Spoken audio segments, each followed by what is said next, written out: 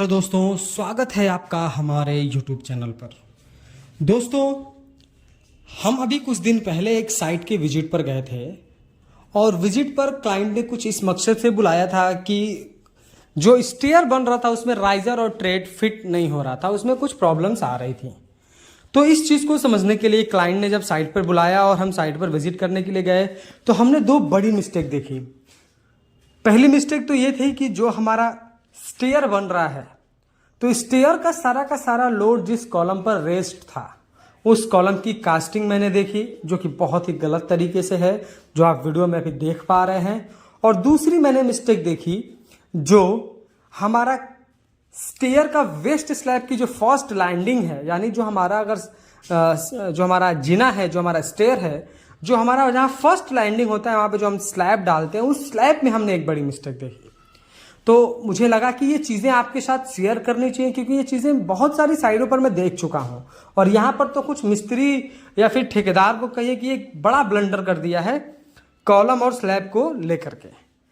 तो बिना टाइम को नुकसान किए वीडियो को शुरू करते हैं और आपको समझाने की कोशिश करते हैं कि आपको किस तरीके की मिस्टेक नहीं करनी है और यहाँ पर क्या मिस्टेक जनरली हुई है।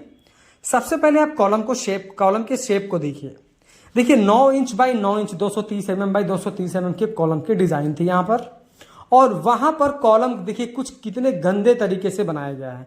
कॉलम कहीं पर 4 इंच उभरा हुआ है, कहीं 8 इंच उभरा हुआ है, कहीं 7 इंच, यानी कोई उसका शेप ही नहीं है।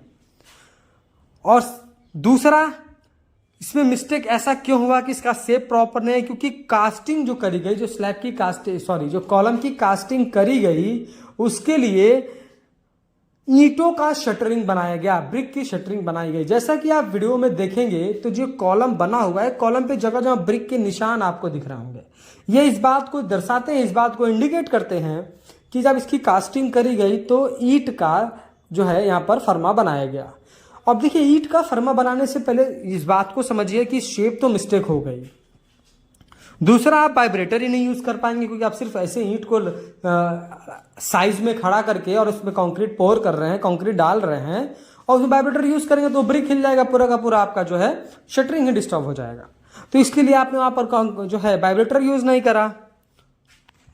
और जब आप ब्रिक की शटरिंग यूज करते हैं तो जो हमारी ईंट है वो पानी को एब्जॉर्ब करती है। जो हमारी रेड ब्रिक है, ये भट्टे की पकी हुई, मिट्टी की पकी हुई ईंट है और काफ़ी हीट से पकाई जाती है और ये काफ़ी ज़्यादा समझिए 12 से 14% के बीच तक ये पानी एब्जॉर्ब करती है। अब क्या होगा कि जब आप इसका शटरिंग बनाएंगे, इसका जो है आप फर्मा बनाएंगे और कंक्रीट को डालेंगे तो कंक्रीट का पानी इनिशियल टाइम में तो हमारे ब्रिक एब्जॉर्ब कर लेगा। अब कंक्रीट का पानी एब्जॉर्ब कर लेने से कंक्रीट अपना रिएक्शन नहीं कर पाता है, अपना स्ट्रेंथ अचीव नहीं कर पाता है, तो इसमें स्ट्रेंथ की भी कमी आ गई। अब शटरिंग प्रॉपर नहीं करा गया, वो तो एक मिस्टेक आप देख ही सकते हैं। इसका सरिये पे जरा आप गौर करिए।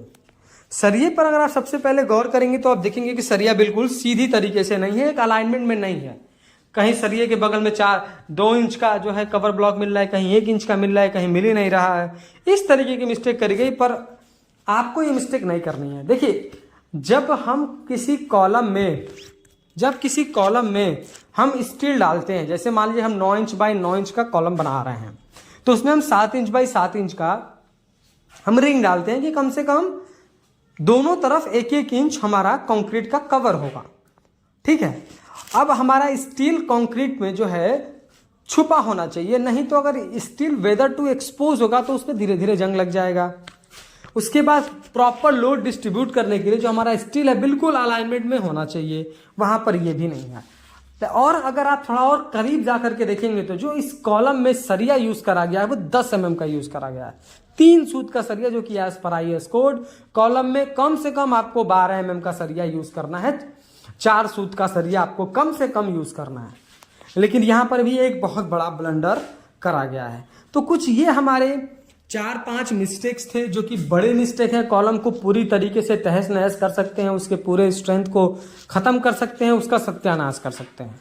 तो आप इस तरीके से समझिए कि जो कॉलम है ये बहुत ज़्यादा कैपेबल नहीं है लोड को लेने के लिए, बस किसी तरीके से काम चल रहा है। चूंकि रेसिडेंशियल बिल्डिंग है, बहुत ज़्यादा लोड नहीं आना है, तो ये काम बस ऐसे चल जा रहा है। पर ये काम करने का तरीका एकदम गलत है। आप अपने साइट पर ऐसा काम नहीं करेंगे, क्योंकि आपने कंक्रीट उतना ही यूज करा है, आपने जो है उतने ही पैसे खर्च करे हैं, मैन पावर को उतना ही आपने पेमेंट करा है, मजदूरी उतनी लगी है, टाइम उतना लगा है, तो काम को गलत करने की क्या जरूरत है, काम को सही तरीके से करने की जरूरत है। और ऐसा नहीं कि लोगों को शौक है काम इस तरीके से गलत करने का, अवेयरनेस नहीं है, लोग समझ नहीं पाते हैं। मिस्त्री कह देगा कि अरे हम तो मत लाओ फरमा, हम तो ईंट से बना देंगे, तो मिस्त्री को लगता है कि मालिक को लगता है कि मिस्त्री हमारा पैसा बचा रहा है, ये बहुत समझदार मिस्त्री है। नहीं, वो आपको बेवकूफ बना रहा है। और अपना जो है मेहनत कम करना पड़े। अब चूंकि फरमा आएगा, उसको बांधना, उसको ऊपर चढ़ाना, ये सारे में मेहनत है। उसको साहुल चेक करना, ईंट लगा दिया, क्या मेहनत है इसमें, वो तो एक लेबर भी कर सकता है, स्किल की जरूरत ही नहीं है उसमें। तो इस तरीके से वो आपको बेवकूफ बनाते हैं। अब बात करते हैं हम फर्स्ट लैंडिंग के बारे में। जैसा कि आप वीडियो में देख रहे हैं, जो हमारा फर्स्ट लैंडिंग बना हुआ है, पहले तो आप इसकी थिकनेस को देखिए। वेस्ट स्लैब या जो हमारी जो फर्स्ट लैंडिंग है, इसका कम से कम थिकनेस तो हम मेरे हिसाब से 80-85 mm यानी 3 इंच से प्लस होनी चाहिए। कम से कम 3 इंच रेसिडेंशियल में रख देते हैं तो फिर भी ये काम चला हुआ है। ये एज पर आईएस कोड तो नहीं है, एज पर आईएस कोड कम से कम 100 mm तो होनी चाहिए, 4 इंच तो होनी चाहिए।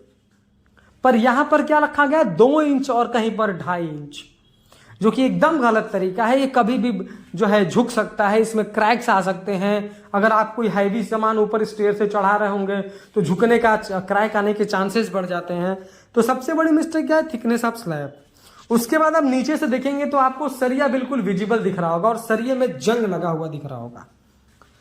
देखिए, जब ये सरिया नीचे क्यों दिखता है, क्योंकि आप कवर ब्लॉक यूज नहीं करें। जैसे मान लीजिए कि आपने शटरिंग करा, सेंटरिंग करने के बाद सेंटरिंग पे आपने स्टील बांध दिया और आपने कंक्रीट डाल दिया। कंक्रीट के वेट से हमारा स्टील नीचे दब गया। इनिशियल टाइम में क्यों नहीं दिखता है, क्योंकि नीचे से तो हमारा प्लाई लगी हुई है, तो हमें दिख ही नहीं रहा है। तो जब शटरिंग खोलते हैं तब दिखता है यार हमारी सरिया तो नीचे रह गई। तो मिस्त्री क्या बोलेगा, हम मसाला लगा देंगे इस पे, ये ढक जाएगा, कोई दिक्कत वाली बात नहीं है। ये बहुत बड़ी दिक्कत वाली बात है। इस तरीके से आपको काम एकदम नहीं करना है। देखिए, कवर ब्लॉक आप लगा देंगे 1 इंच का, 20 mm का, 25 mm का, तो वो आपके सरिया को कंक्रीट के बीच में रखेगा और सरिया वेदर टू एक्सपोज नहीं होगा तो उसमें जंग नहीं लगेगा। अब इस कंडीशन में क्या है, और कवर ब्लॉक क्या करता है कि हमारे स्टील को जंग से बचाता है, सरिया को बीच में, कंक्रीट के बीच में रखता है। अब नेक्स्ट आप क्या देखेंगे कि जो आप कंक्रीट देख रहे होंगे इसमें आपको एग्रीगेट ज्यादा दिख रहे होंगे। इसका मतलब यह है कि कंक्रीटिंग अच्छी तरीके से नहीं करी गई, कंक्रीट में वाइब्रेटर यूज नहीं करा गया।